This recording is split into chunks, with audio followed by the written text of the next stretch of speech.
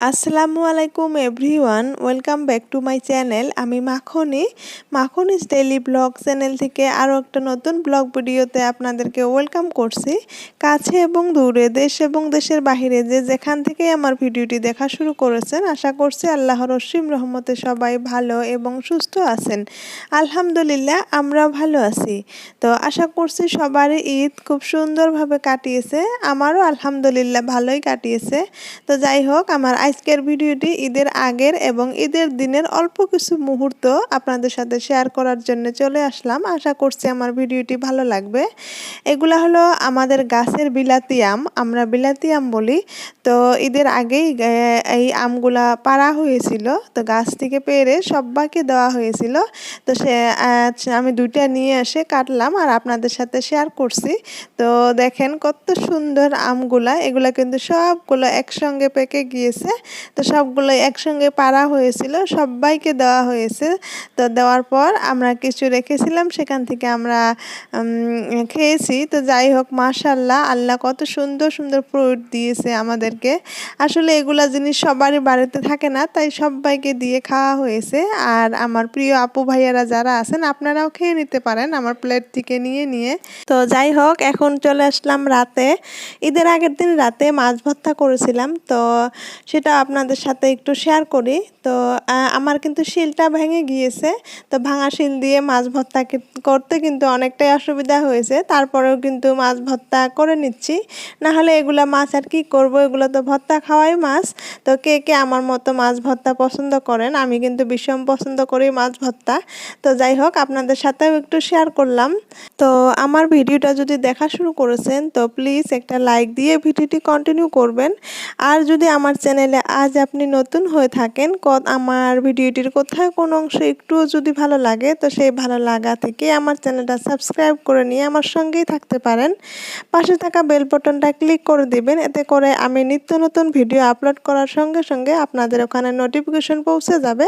আপনি সময় সুযোগ মিলিয়ে আমার ভিডিওটা দেখে নিতে পারবেন। আর যদি দুইটা কাজই অলরেডি করে রেখেছেন, আপনাকে জানাই অসংখ্য ধন্যবাদ। তারপর আমার শ্বশুর আব্বাকে ভাত রেডি করে দিয়ে আমি কিচেন রুম থেকে চলে আসলাম। এখন আপনাদের সাথে শেয়ার করব ঈদের হালকা পাতলা কেনাকাটা। আমার মেয়ের জন্য যেগুলো ড্রেস কিনেছিলাম সেগুলো একটু আপনাদের সাথে শেয়ার করব। তো আমি কিন্তু এগুলা ঈদের আগে শেয়ার করতে পারি নাই। ঈদের আগের কিছু ভিডিও আপলোড করতে করতে এগুলো আর আপনার সাথে শেয়ার করা হয় নাই। এগুলা ড্রেস আমার মেয়ের জন্য অনলাইন থেকে অর্ডার করেছিলাম। তো ফ্রকগুলো খুব সুন্দর, ভিতরে আদি কাপড় লাগানি। আর একটা টপ অর্ডার করেছিলাম, দুইটা ফ্রক আরও টপ প্যান্ট। তো যাই হোক, এগুলাই মধ্যবিত্ত পরিবারের হালকা পাতলা কেনাকাটা। আর এগুলা হলো আমি কিনেছিলাম। তো একদম হালকা পাতলা কেনাকাটা, গরমের জন্য এগুলাই পারফেক্ট মনে করেছি, খুব বেশি কেনাকাটা করা হয় নাই। আর হলো মধ্যবিত্ত পরিবারের এই তো শুকনো বাজার কিছু আমার হাজব্যান্ড ঈদের আগের দিন রাতে নিয়ে এসেছিল। তো আমি রাত 11টা বা 11:30 বাজে ওই সময় আমি ভিডিও শ্যুট করেছিলাম। তো যাই হোক, ভিডিওগুলো আর শেয়ার করা হয় নাই। এই কয়দিন তো সবাই খুব ব্যস্ত, ভিডিও এডিটিং করাও তো খুব কষ্ট, সেই সাথে ভিডিও দেখার মানুষও নাই, সবাই ঈদের কাজে ব্যস্ত। তো যাই হোক, আমিও একটু আলসিয়ামি করেই ভিডিও আপলোড করলাম না। তো যাই হোক, ভাবলাম একটু দেরি করেই করি, খুব বেশি কষ্ট করে ভিডিও আপলোড করে কি হবে, কেউ তো এখন দেখার মানুষ নেই।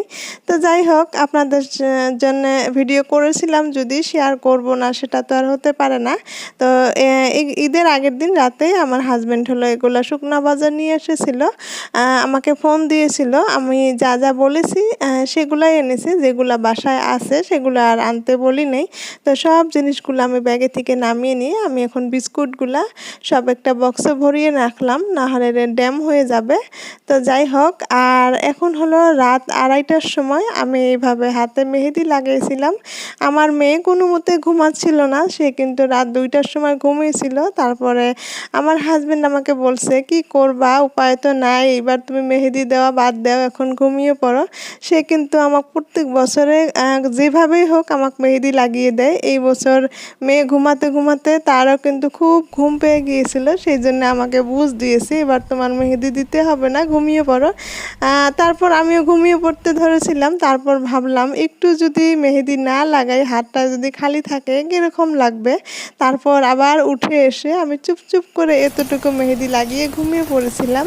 তারপর হলো ঈদের দিন সকালবেলা এই তো দেখেন আমাদের এখানে এত বৃষ্টি, কি বলবো আর। ঈদের কয়দিন আগের থেকে শুরু হয়েছে, একদম একটানা 15 দিন বৃষ্টি হয়ে গেল। আজকে মাত্র একটু বৃষ্টি কমেছে।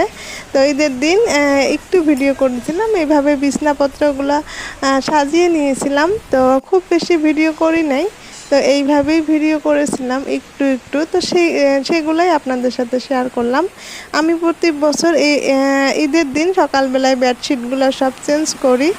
তো যাই হোক, ঈদের দিনের অল্প কিছু মুহূর্ত আপনাদের সাথে শেয়ার করতে নিয়ে আসলাম। তো এখন হলো রাত 9:30।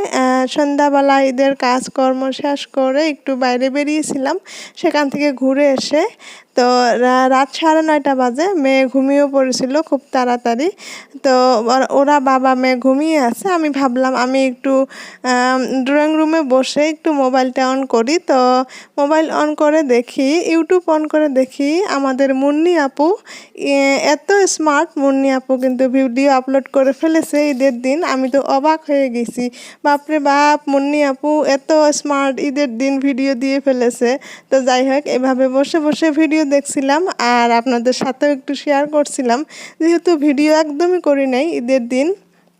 আমরা কিন্তু চাইলেও অনেক কিছু ভিডিও করতে পারি না, সেই ক্ষেত্রে আমি খুব বেশি, যাই হোক, সব কিছুই ভিডিও করতে পারি না। আর সব কিছুই আমরা ইউটিউবে কিন্তু তুলে ধরতে পারি না, কিন্তু দেখা যায় বাংলাদেশি আপু ভাইয়ারা সব কিছুই কিন্তু শেয়ার করতে পারে।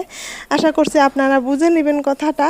তো যাই হোক, ঈদের দিনে আমার এই অল্প কিছু মুহূর্ত আপনাদের সাথে শেয়ার করতে চলে এসেছি। তো এগুলাই আমি ভিডিও করেছিলাম, ভাবলাম এগুলাই শেয়ার করি। ড্রয়িং রুমটা কীভাবে সাজিয়ে রেখেছিলাম সেটা একটু আপনাদের সাথে শেয়ার করি। তো আমার ভিডিও কিন্তু একদম শেষ পর্যায়ে চলে আসছি। আল্লাহ হাফিজ।